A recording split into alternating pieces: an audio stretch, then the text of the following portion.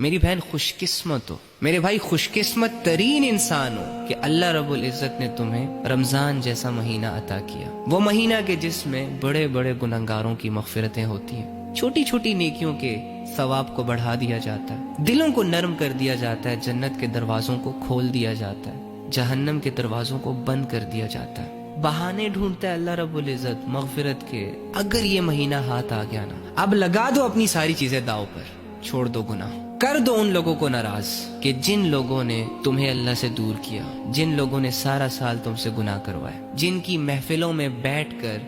کبھی عقل کی بات نہیں سنی، ہمیشہ فضولیات، ہمیشہ غیبتیں، دور ہو جاؤ ان لوگوں سے۔ اب وہ نفس جو سارا سال تمہیں اپنی انگلیوں پر نچواتا رہا، تیری زندگی کو الجھاتا رہا، اللہ کی نافرمانیاں کرواتا رہا، اس نفس کو لگام ڈال، اس نفس کو تنگ کر۔ وہ نفس کے جو گندگیوں میں، بے حیائیوں میں اور اللہ کی نافرمانیوں میں خوش رہنے لگا، جو باغی ہو چکا ہے اللہ کا، جس نے تیرے اور اللہ کے درمیان دوریاں پیدا کی، لذتوں کے نشے کروائے، اس باغی نفس کو پاک کر، چاہے اس کے لیے تجھے لوگوں سے کٹنا پڑے، پورا مہینہ موبائل فون بند رکھنا پڑے، ہر طرح کی قربانی دے کر اپنے اس نفس کو پاک کر۔ اگر یہ نفس گندی حالتوں میں، باغی حالت میں رب کے سامنے کھڑا ہو گیا نا، تو تیرے لیے مسائل کھڑے ہو جائیں گے۔ آج تو نفس کی ہر خواہش پوری کر کے اس سے لذت لے رہا ہے، لیکن کل اگر اس نفس کی وجہ سے تجھے چھوٹا سا بھی عذاب دیا گیا نا، تو اس عذاب کی تڑپ تیرے نفس سے برداشت نہیں ہونی۔ تو بھائی یہ مہینہ اگر ہاتھ آ گیا نا، تو یہ نفس کو پاک کرنے کا مہینہ ہے۔ اللہ فرماتا ہے قد افلح من زکاہا، کامیاب ہو گیا وہ شخص جس نے اپنے اس نفس کو پاک کر لیا، اپنی محنتوں سے، اپنی کوششوں سے، دعاؤں سے، کبھی رات کی عبادت، کبھی دن کی عبادت، کبھی ذکر اذکار، کبھی لوگوں کے ساتھ اچھائیاں، کبھی صبر، کبھی حوصلہ، کبھی بھروسہ، کبھی توکل، ان ساری چیزوں کو استعمال کر کے اس نے اپنے نفس کو پاک کر لیا۔ اب یہ اللہ کی عبادتیں کرتا ہے، اب یہ گناہوں کے قریب نہیں جاتا، اب اس کی زندگی میں کوئی حرام ریلیشن نہیں ہے، اب اس کی زندگی میں کوئی ایسی چیز نہیں ہے جس کی وجہ سے اس کا ٹائم ضائع ہو جائے، اب یہ لوگوں کے لیے نہیں جی رہا، اب یہ اللہ کی ملاقات کی شوق میں جی رہا ہے۔ اور پھر فرمایا وَقَدْ خَابَ مَنْ دَسَّاهَا، ناکام ہو گیا وہ شخص جس نے اس نفس کو گناہوں میں دھسا دیا، گناہوں میں ڈبا دیا، چھوٹے چھوٹے گناہوں سے اس نے سٹارٹ لیا، خیر ہے کچھ نہیں ہوگا، یہ تو سب کرتے ہیں، کرتے کرتے یہ چھوٹے گناہ اسے بڑے گناہوں کی دلدل میں لے گئے، اندھیروں میں لے گئے، غفلتوں میں لے گئے۔ تو میری جان بہت ہوا یہ اللہ کی نافرمانیوں میں گناہ کر کر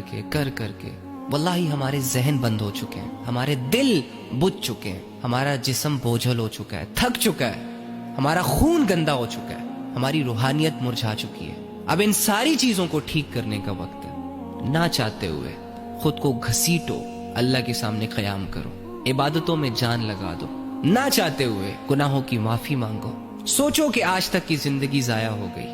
آگے کی زندگی ضائع نہیں کرنی، اپنے مرنے کو سوچو،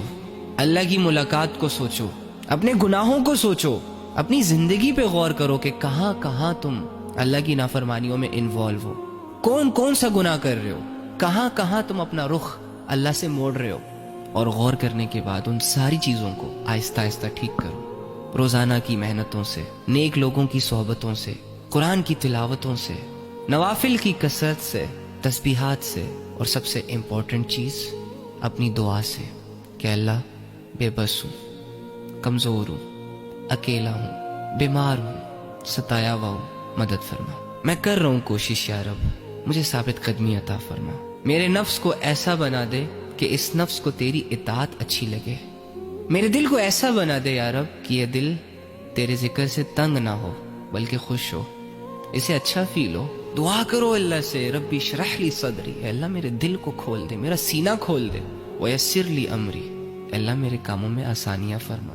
لے جاؤ اللہ کے در پہ اپنی ساری کمزوریاں، ساری بیماریاں، ساری مایوسیاں، اور ختم کرو، جڑ جاؤ اپنے رب سے۔ کیا ہی شاندار موت ہے وہ موت کہ جو اللہ کی بندگی میں انسان کو آتی ہے، اور کیا ہی بدترین موت ہے کہ جو اللہ کی نافرمانیوں میں آتی ہے۔